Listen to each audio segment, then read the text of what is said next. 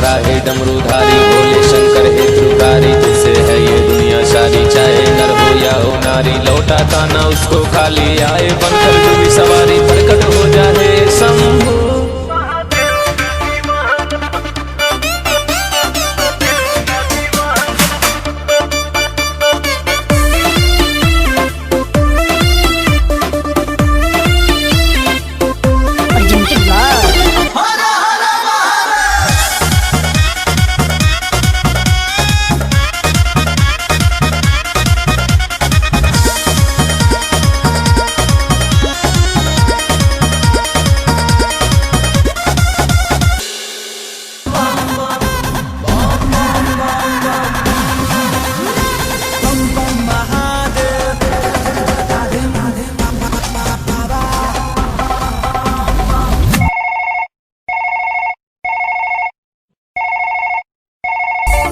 Hello बाबू बोलो कहाँ तुम खो गए हो, मेरे ही हो या किसी के हो गए हो।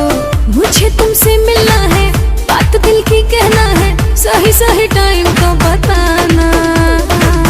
बाबू कहाँ हो? तुम्हारा बाबू व्यस्त है, महादेव की भक्ति में मस्त है। अच्छा और सावन सुनो तुम नजर नहीं आना, तेरा बाबू हो चुका है महादेव का दीवाना। और सावन सुनो तुम नजर नहीं आना, तेरा बाबू हो चुका है महादेव का दीवाना। जब जमाना मुश्किल में डाल देता है, तब मेरे भोले हजारों रास्ते निकाल देता है। क्या बात कर रही है? जल प्रवाहि पावितस्थले गले वलंग लंबिताम्बुजंग तंग मालिका डमट्टमट्टमट्टमन्निनादवर्धवर्मयं चकार चंद्र तांडवं कनोतु न शिव शिवं। महाकाल का दीवाना हूँ, शिव नाम जपते रहता हूँ।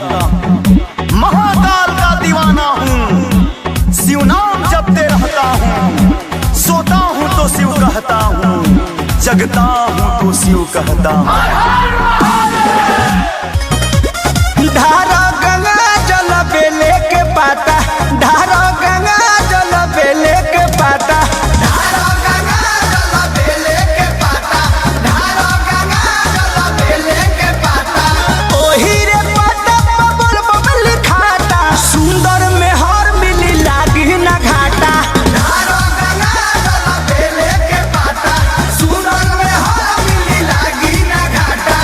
बोले बोले बाबा महेंद्रनाथ की। हम तो मेहंदी रचैले बानी तहरे खातिर, तहर बड़ुए पलानी